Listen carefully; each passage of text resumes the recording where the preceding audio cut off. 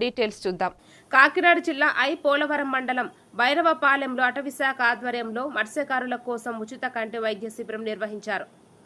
ALI foundation, Sri Surya eye care ఆసుపత్రి సహకారంతో జరిగిన ఈ శిబిరంలో సుమారు 200 మంది మత్స్యకారులు కంటి పరీక్షలు చేయించుకున్నారు. అవసరమైన వారికి ఉచిత మందులు, కళ్లజోళ్లు అందజేశారు. దాదాపు 50 మందికి కేటరాక్ట్ శస్త్రచికిత్సలు అవసరమని గుర్తించి త్వరలో ఉచిత ఆపరేషన్లు నిర్వహించనున్నట్లు నిర్వాహకులు తెలిపారు.